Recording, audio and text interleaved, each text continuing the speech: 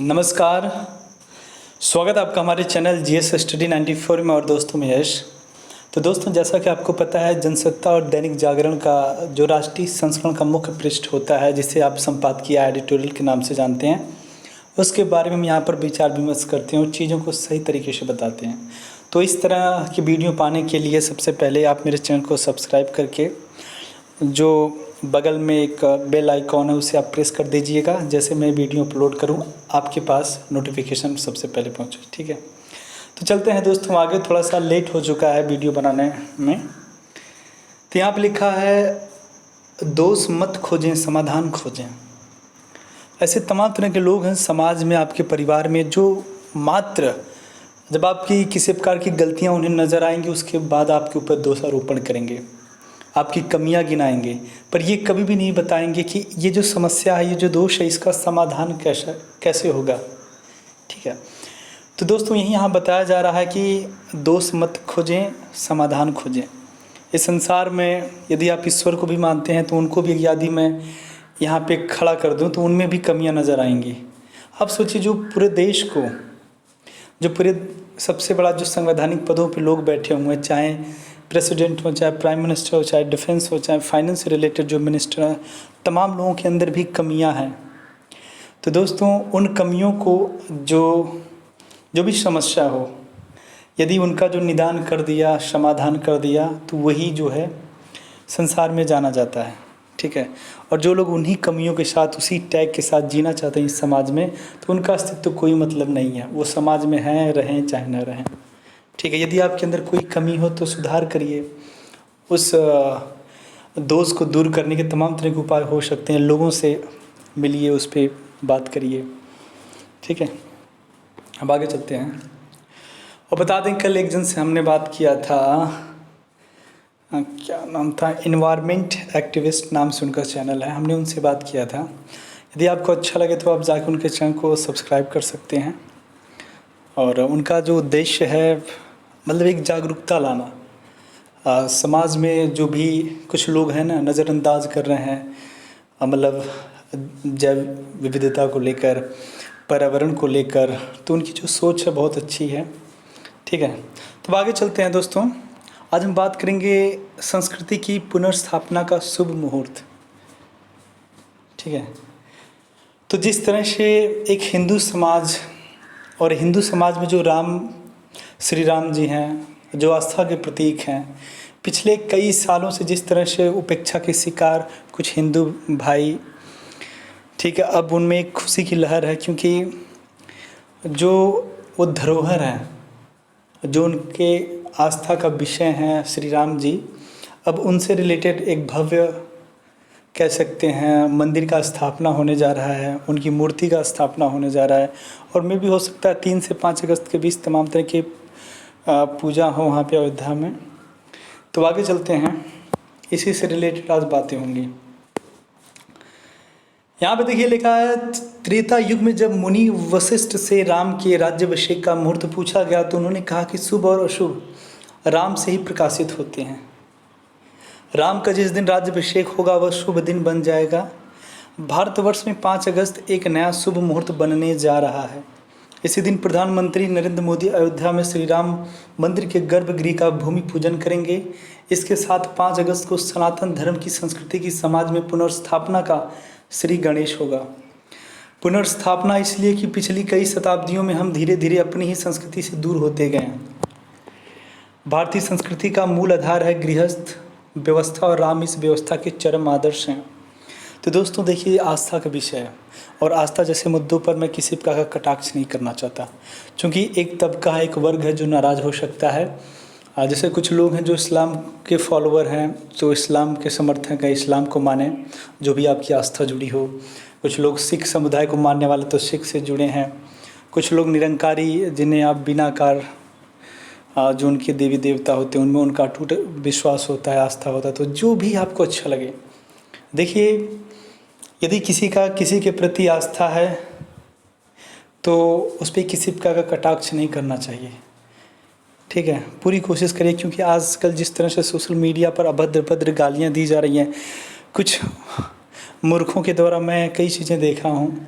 आप लोगों ने भी देखा होगा सोशल मीडिया पे किसी मूर्ति के ऊपर अपने पैर से रखना, उस पर थूकना, उस पर मतलब इस तरह की गंदी हरकतें करना, जिससे उनका जो वर्ग है, जो समुदाय है, जो उनसे जुड़ा हुआ है, वो आहत हो, परेशान हो।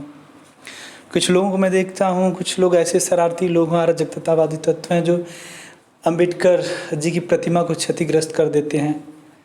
उसके बाद ये लोगों का जो मोटो है, जो उद्देश्य है, वो समाज में अशांति फैलाना है। वो जानते हैं करेगा कोई और, इसका आरोप किसी दूसरे के ऊपर लगेगा और इससे क्या हो, चारों तरफ नफरत फैलेगी।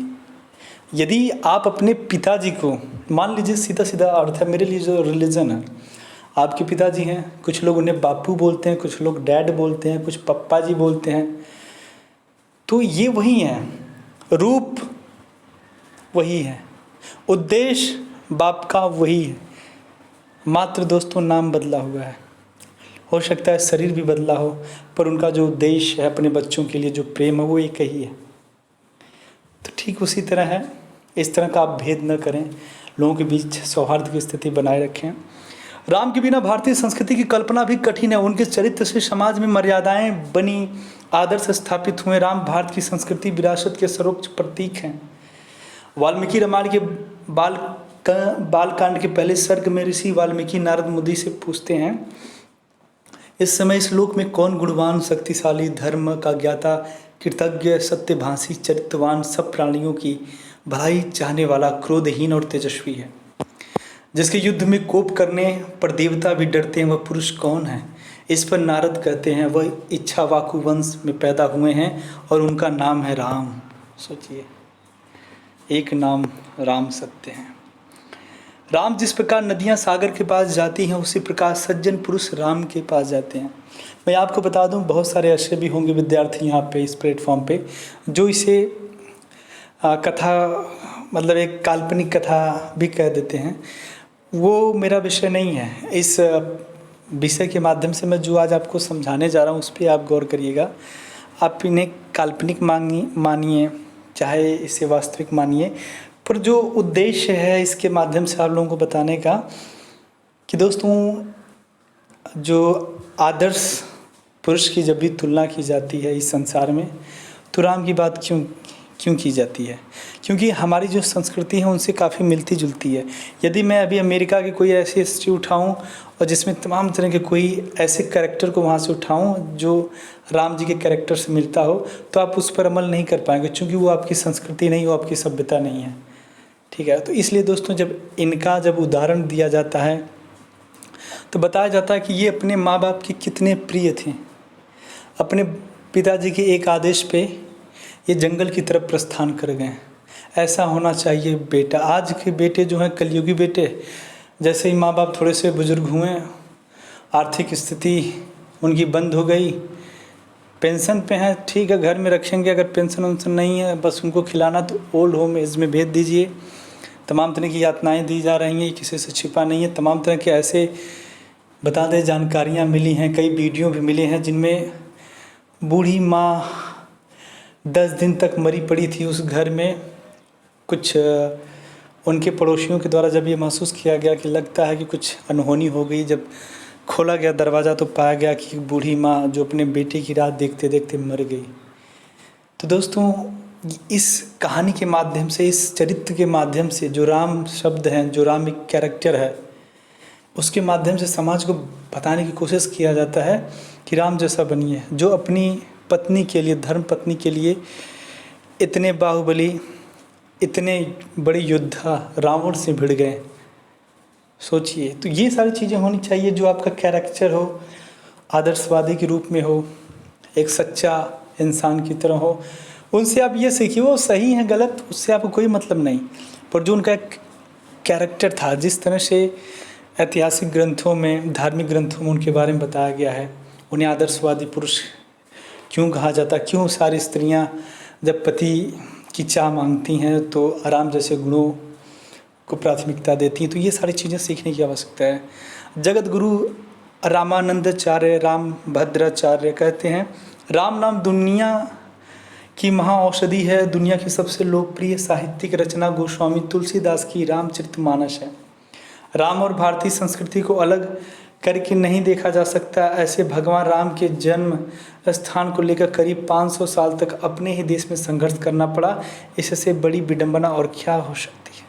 तो आपने देखा होगा तमाम तरह के जो इस्लामिक लुटेरे थे, जो अरब से आए हुए एक तरह से कट्टरवादी सोच मानसिकता वाले थे, जिनका उद्देश्य यही था भारत जैसे देश में जाने के बाद वहाँ पे अराजकता फैलाइए, हिंदू मूर्तियों को तोड़िए, उनका भंजक करिए, ठीक है, उनको अपमानित करिए, वहाँ के जितने भी जेवर हैं मंदिरों में उनको उठाकर अरब लाइए। उनका यही उद्देश्य था।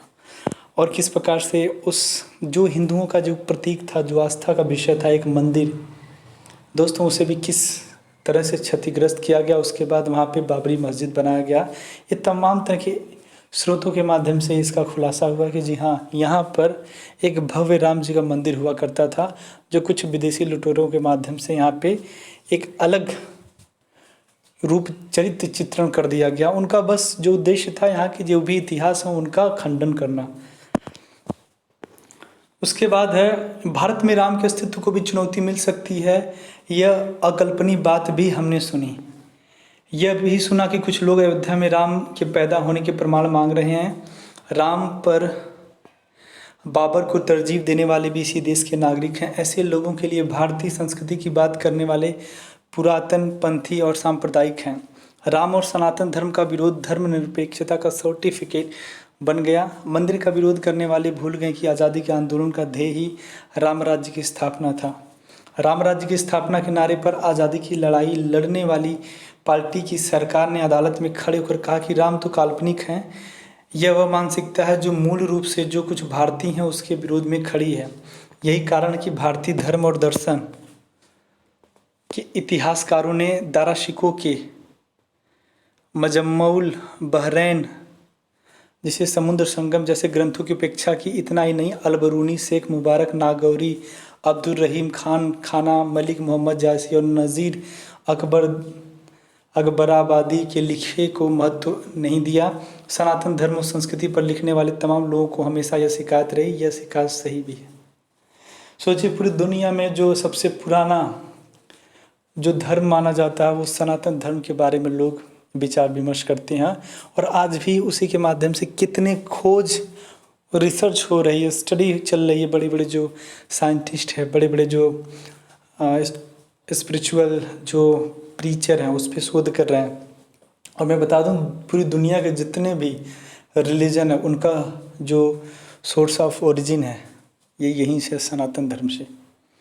पर दोस्तों, कुछ लोगों के द्वारा जिस तरह से हमारे देश की अखंडता जिसमें निहित थी, हमारे देश की जिसमें संस्कृतियाँ निहित थीं, जो पुस्तकें थीं, उनको कितनी क्रूरता और बर्बरता पूर्वक जलाया गया, उन्हें तबाह किया गया, ये साक्ष्य क्या लोग नहीं जानते हैं। कुछ लोग इस बात का सब समर्थन करते हैं। कुछ इस्लामिक जो लुटेरे आए थे, औरंगजेब, बाबर हो, फलाने ढिकाने, तो बड़ी लज्जा आती है ऐसे लोगों के लिए। आप समर्थन इसलिए करते हैं क्योंकि वो एक मुस्लिम शासक थे। सोचिए, इसलिए उनका जो गैर कृत्य था, जो कार्य था, और जो हिंदुओं के विरोध में था, उस चीज़ को भी वो तवज्जो देते हैं, प्रिविलेज देते हैं। और ऐसे बड़े बड़े जो बौद्धिक स्तर से बड़े हैं, आप देख सकते हैं। एक कोई लड़का है किसी का, सैफ अली खान का एक लड़का है तैमूर, जिसने तबाही मचा दी थी भारत में। वो अपने बच्चे का तैमूर नाम रखा। उसके बाद कई सारे विवादित बयान भी आए थे। छोड़िए, क्या किया जाएगा। जिस तरह लोगों की सोच होगी, आप सोच नहीं बदल सकते। पर दोस्तों, आप एक सभ्य समाज की कल्पना नहीं कर सकते। अब आगे चलते हैं। अपनी पुस्तक वैश्वानर की प्रस्तावना में मंत्रों की शक्ति के बारे में बात करते हुए शिव प्रसाद सिंह लिखते हैं कि मैं जानता हूं कि हमारा बौद्धिक कितना नकलची और अज्ञान के ज्ञान में मस्त रहने वाला प्राणी है। उसे अगर कुरान या बाइबल सुनाया जाए तो वह प्रशंसा के अतिरिक्त एक शब्द नहीं कहेगा। पर यदि हम वैदिक युग की मान्यताओं के अनुरूप कुछ भी लिखें तो वह नाक भौं से कोड़ेगा। आंदोलनों के बारे में अक्सर देखा गया है कि वे जिस लक्ष्य को लेकर शुरू होते हैं वह बीच रास्ते में ही छूट जाता है। साल 1949 से चल रहे मुकदमे और उससे पहले के संघर्ष को देखते हुए किसी को यह उम्मीद नहीं थी कि अयोध्या में राम जन्म स्थान पर कभी राम मंदिर बन पाएगा। विश्व हिंदू परिषद के अशोक सिंघल ने 1986 में 30 अक्टूबर को राम मंदिर आंदोलन का शुभारंभ किया था। एक चीज़ आपको बता दें दोस्तों, राम नाम पे बहुत मतलब कई कह सकते हैं कई सालों से जिस तरह से राजनीति की जा रही थी हमारे देश में, वो बहुत ही दुखी करती है हमें। कुछ लोग इसके सपोर्ट में थे, कुछ लोग इसके अपोज में थे, कुछ मतलब समर्थन करते थे, कुछ लोग विरोध करते थे। तो ये जो लड़ाई थी दोस्तों, आज वो पूरी तरह से किस तरह से देख सकते हैं, उसका पूरी तरह से समाधान हो गया है। और सुप्रीम कोर्ट के निर्णयों का जो भी समाज में जितने भी लोग हैं, जितने भी वर्ग रिलीजन के लोग हैं, सम्मान करना चाहिए। ठीक है, यह उन्हीं की तपस्या का फल है। भारतीय जनता पार्टी और लाल कृष्ण आडवाणी की भूमिका मई 1989 में हिमाचल के पालमपुर अधिवेशन में राम मंदिर पर पास प्रस्ताव में शुरू हुई। पिछले 30 साल में अयोध्या आंदोलन से भाजपा को राजनीतिक फायदा और नुकसान दोनों हुआ है। 6 दिसंबर 1992 को विवादित ढांचा गिरने के बाद मंदिर मुद्दे पर भाजपा की विश्वसनीयता खत्म सी हो गई थी। उसके विरोधी तंज करते थे कि राम लला हम आएंगे, मंदिर वहीं बनाएंगे, लेकिन तारीख नहीं बताएंगे। नरेंद्र मोदी के प्रधानमंत्री बनने के बाद मंदिर समर्थकों की उम्मीद बढ़ी, पर पहले कार्यकाल में कोई ठोस पहल होने से थोड़ी निराशा हुई। दूसरे कार्यकाल में सरकार ने 2 नहीं बल्कि 3 ऐसे काम किए जिसे लोग असंभव मानकर चल रहे थे। 3 तलाक की कुप्रथा खत्म हो सकती है, यह तो इसके खिलाफ आंदोलन करने वाली मुस्लिम महिलाओं को भी नहीं लगता। इसके बाद जम्मू कश्मीर से अनुच्छेद 370 खत्म हो जाएगा। यह पाक अधिकृत कश्मीर को लेने से भी अधिक कठिन लगता था। देखिए, जो भी पार्टियां वो राष्ट्रहित में काम कर रही हैं, क्योंकि दोस्तों भारतीय जनता पार्टी ने कुछ ऐसे मुद्दों को सुलझाया है हमारे देश से जो कई सदियों से चली आ रही थी और जिसके माध्यम से तमाम तबके के लोग पीड़ित थे, समाज अव्यवस्थित था। पर जिस तरह से उसने एक शक्ति के साथ जो निर्णय लिया, उसके बाद उसने समस्या का समाधान किया, इसके लिए यदि आप अप्रिशिएट करते हैं तो कोई गलत बात नहीं है, कोई बुरी बात नहीं है। ठीक है, क्योंकि कुछ लोग थे जो राजनीतिक रोटियां सेक रहे थे इन्हीं मुद्दों की वजह से। अब ये मुद्दा हो सकता है भविष्य में दोबारा न दोहराया जाए। पर अमित शाह के गृह मंत्री बनने के बाद 5 अगस्त 2019 को संसद ने जो देखा वह अविश्वसनीय और अल्पनातीत था। बात सिर्फ यही नहीं कि मोदी सरकार संविधान के इस प्रावधान को खत्म करने का प्रस्ताव लाई, इससे भी बड़ी बात यह थी कि अल्पमत में होते हुए भी राज्यसभा में यह प्रस्ताव भारी बहुमत से पास होगा। राम मंदिर पर सुप्रीम कोर्ट का फैसला शायद अभी और कई साल न आता अगर नरेंद्र मोदी प्रधानमंत्री न होते। बड़ी बात यह हुई कि 5 जजों की पीठ का फैसला सर्वसम्मति से आया, इसकी भी संभावना न के बराबर थी। फैसले से हिंदुओं के मन में अपने ही देश में तिरस्कृत होने का भाव तिरोहित हो गया। याद रहे, सनातन धर्म में विभिन्न धर्मों संस्कृतियों को एक सूत्र में बांधने की अद्भुत क्षमता है। यह क्षमता राष्ट्रीयता के विकास में बड़ी भूमिका निभा सकती है। डॉक्टर हर्ष नारायण ने अपनी पुस्तक भारतीय सनातन संस्कृति विविध आयाम में लिखा है कि धर्म और अध्यात्म की ठोस भूमि के बिना नैतिकता की अट्टालिका खड़ी ही नहीं हो सकती है। भव्य राम मंदिर का निर्माण इस मार्ग को प्रशस्त करेगा, ऐसी उम्मीद करनी चाहिए। So thank you so much. आज के लिए इतना ही।